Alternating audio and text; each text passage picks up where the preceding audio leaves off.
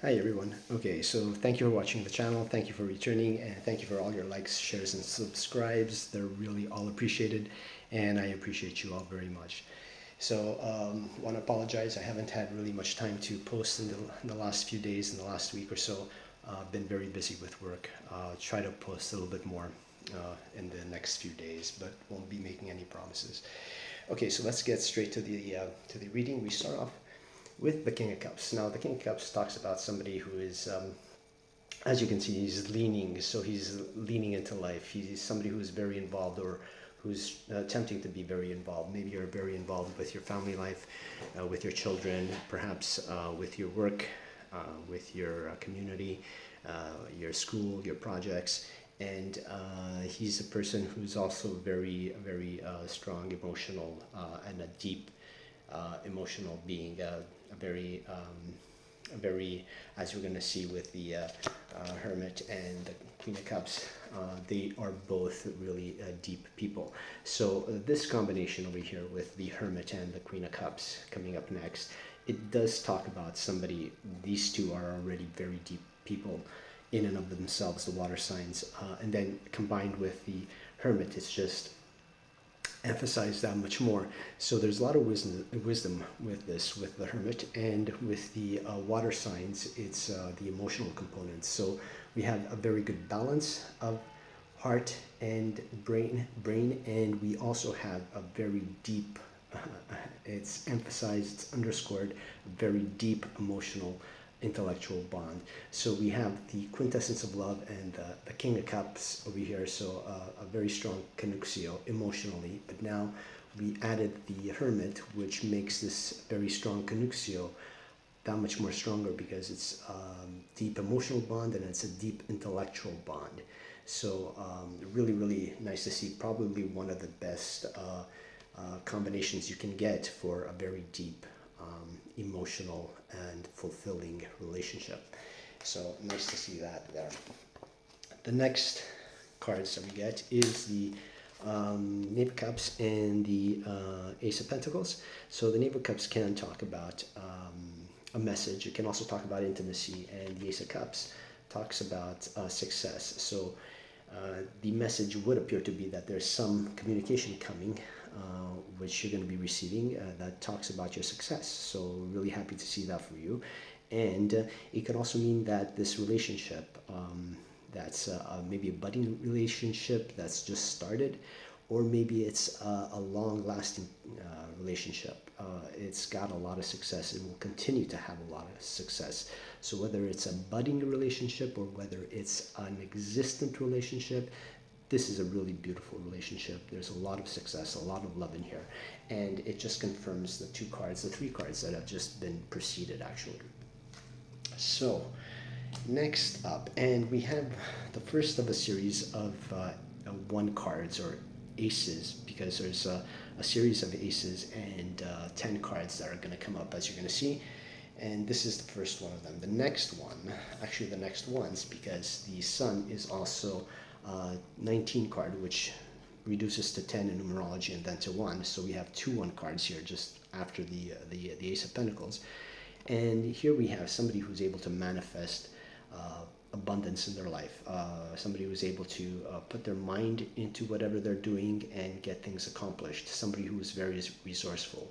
And this manifestation is really bright and optimistic, as the Sun card confirms, because it's the best card in the entire tarot, and it's the happiest card also. So some really positive, optimistic, bright times coming up for you, and whatever you're involved in, whether it's family, whether it's school, work, relationships, community, children.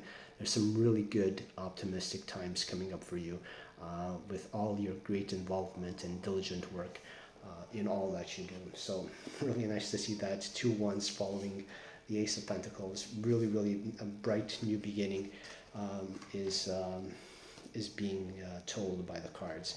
Then we have the Knave of Wands and the Eight of Swords.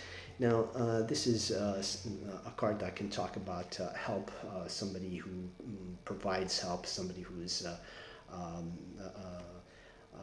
a great person to have in your life, because the Knave of Wands is this helping character. And then we have the Eight of Swords. Now, the Eight of Swords talks about intellectual abilities, intellectual realms, because it's a swords suit. And she's got her eyes closed. So together as a combination, this would appear that maybe perhaps you've done some things and maybe they didn't go appreciated, maybe they weren't really noticed, or maybe they were noticed, but they just weren't given all of the time or the appreciation that maybe you should have gotten. This has nothing to do with the King and the Queen of Cups. This is perhaps something that has nothing to do with your relationship. Perhaps, like it is. People are busy, family members, you may do things like, for example, take for example kids. You can do so many things for the children, and they always want something else, and it's never enough, right? Because rightfully so, they like to take advantage of everything that life can offer, and perhaps it goes unappreciated. But I don't think it's really unappreciated. I just think that maybe there's just been a little bit of a lot of things going on. Maybe people are busy, and so they don't have time to express all the appreciation. Because if you look, she's got a blindfold, so she's probably very involved, or he is probably very involved in internal things, or probably just very busy with work and stuff like that. So they don't have the time to say to appreciate you, to show the appreciation as much as perhaps they would have wanted to, or they can, or that they appreciate. So next we get the confirmation basically of the first three cards, which was the Queen of Cups, the King of Cups, and the Hermit, and we have the Six of Cups and the Seven of Cups. So a really strong love bond, and if the Queen of Cups with the King of Cups and the Hermit didn't convince you, well, this should convince you, okay? Because the Six of Cups is a soulmate card. Now, this is a really strong love bond, and combined with the first three cards, this will basically say that it's not only a strong bond in terms of wisdom, in terms of love, but they're basically your best counterparts, so your best soulmate. And it's being provided to you by the Seven of Cups, which talks about the imagination to me. It talks about the ability to go inside and to connect with the unconscious, to connect with God, the source, the universe, whatever you want to call it. So perhaps this is what you've manifested. Perhaps you've manifested this beautiful love in your life, because the Magician does talk about manifestations, and we have the Seven of Cups, which is also about imagination, which talks about the unconscious, your connection to God. And there's the Six of Cups that's associated with this. So the Six of Cups, a very strong love. You used your imagination. Probably you found the person that you love, and it's a really nice relationship that you have here. So nice to see that for you as well.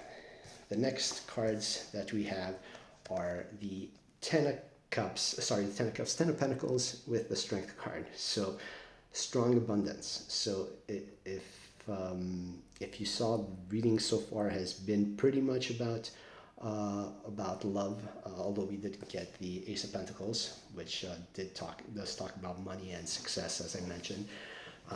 But we have the Ten of Pentacles here, so we can't have much more Pentacles than this. I guess maybe if you're the King and the Queen of Pentacles, or if you're the Emperor and the Empress, then you probably have a little bit more money. But there's a strong amount of money being indicated here by the cards, so your finances are doing well as well. And that's really nice to see. And this is the 10 is the fourth of a series of 1 cards that I told you, because the 10 does reduce into 1. So there's 2 more coming up, and the strong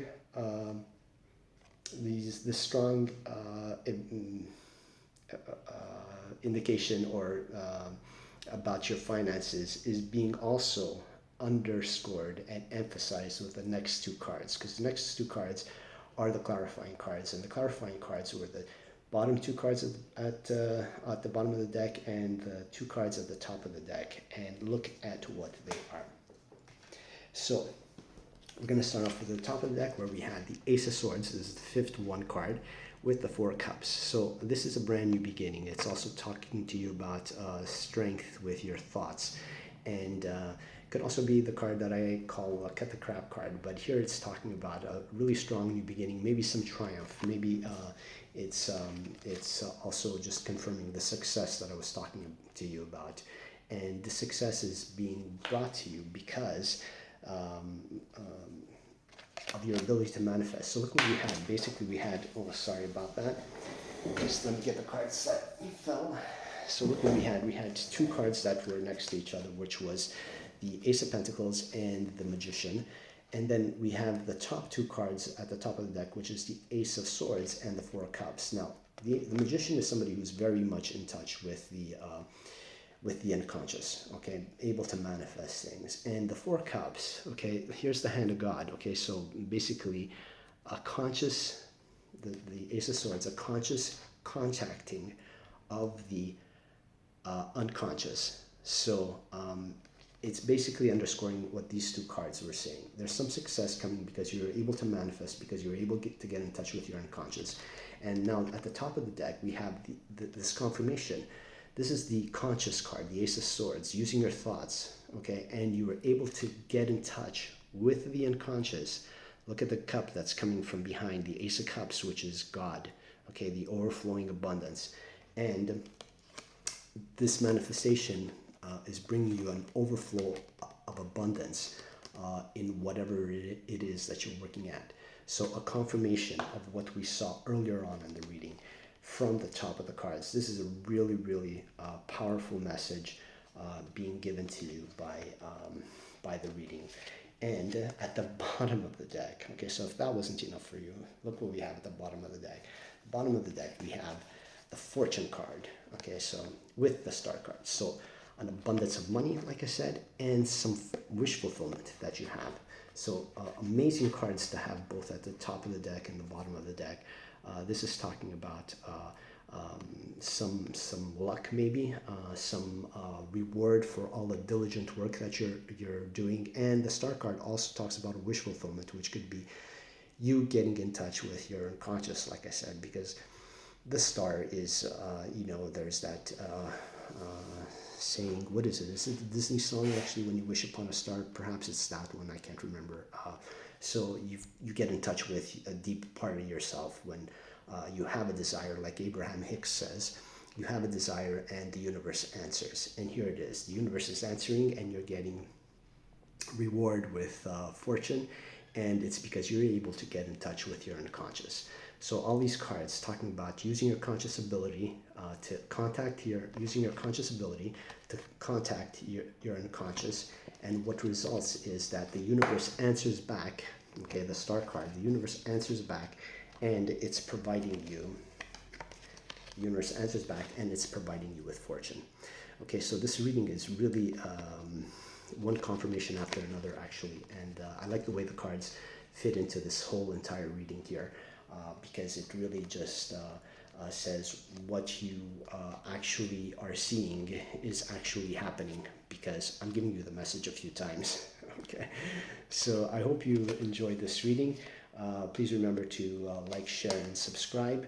And like I said, I've been a bit busy. Hopefully I'll be able to bring you some more readings. There perhaps will be another reading right after this.